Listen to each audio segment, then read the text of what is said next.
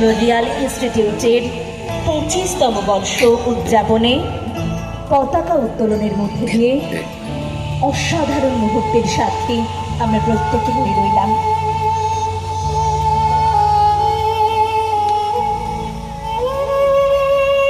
জীবন আয়ুতে নহে, কল্যাণ দ্রুত কর্মে।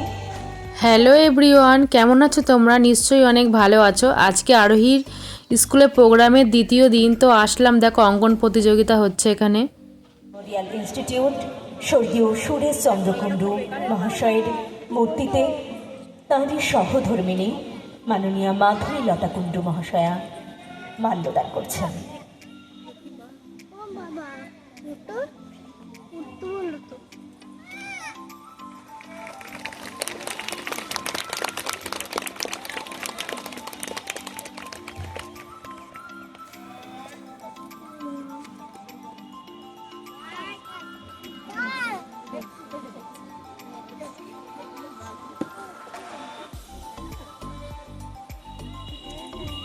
আচ্ছা, এবারে প্রদীপ প্রজ্বলনে যাব।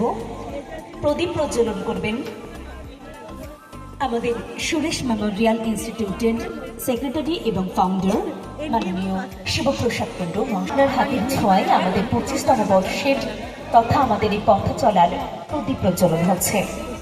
এই প্রদীপ যেন আমাদের আগামী পথ চলাকে আরো সুদৃঢ় করে। এই প্রদীপের আলোর শিক্ষার মধ্যে দিয়ে আমরা যেন শিক্ষা, সংস্কৃতি, সাহিত্যের আলো জ্বালতে পারি, আমরা যেন মানবিকতার আলো জ্বালতে পারি, আমরা যেন একে অপরের পাশে থাকার, ভালোবাসার, শিক্ষার আলো জ্বালতে পারি, ন্যায়ের আলো জ্বালতে পারি। এই মুহূর্তে প্রদীপ প্রজ্বলন করলেন সুরেশ মেমোরিয়াল ইনস্টিটিউটের ফাউন্ডার ও সেক্রেটারি মাননীয় শিবপ্রসাদ কুণ্ডু মহাশয়।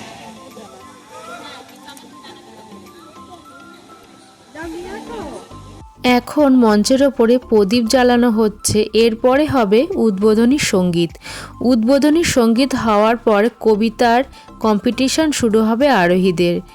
আর সকাল থেকে বিকাল অবধি চলবে কবিতা আর অঙ্কন প্রতিযোগিতা। এরপরে হবে নাচ এবং গানের প্রতিযোগিতা সন্ধ্যা থেকেই।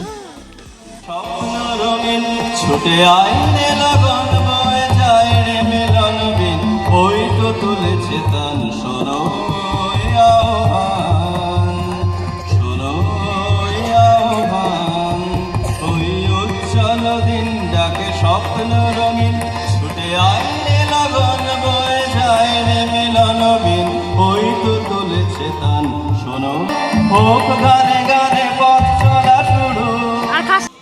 বাড়িতে যারা বসেছিলেন দেখো এক পাগল এসে হাজির হলো। যে কাজটি আমাদের করার কথা সেটা উনি দায়িত্ব নেবেন, তাহলে কেন আমরা করব না সহযোগিতা? ওনার কথা শুনে আমার খুব ভালো লাগলো, আমাকে সাহস জোগালেন।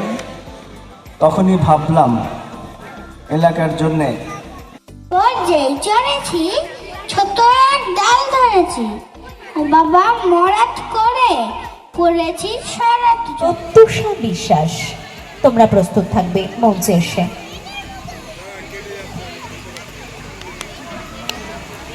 নমস্কার, আমি একটা কবিতা বলছি। কবিতাটার নাম চাঁদের বুড়ি, লিখেছেন রবীন্দ্রনাথ ঠাকুর। এক যে আছে চাঁদের কোনা চরকা কাটা বুড়ি, পড়ে নে তার বয়স লিখি 700,020। সাদা সুতো যার বনে সে হয় না বোনা সারা, পৌঁছিল তো তুরবে জালে 1000 কোটি তারা। নমস্কার। সবাই শুনলে আরোহীর কবিতা খুবই ছোট্ট একটা সংক্ষিপ্ত কবিতা বলেছে। অনেক বড় কবিতা তোলার মতো সময় ছিল না, পরীক্ষা আর ওর একটু শরীরটা খারাপ ছিল, তাই স্টেজে কখনোই ওঠেনি, ও বলেনি সেভাবে। তার জন্য ছোটোখাটো একটা কবিতা তুলে দিয়ে ওকে সাহসটা জোগালাম। ভিডিওটা তোমাদের কেমন লাগলো অবশ্যই তোমরা কমেন্ট করবে, আর ভালো লাগলে লাইক করে দেবে।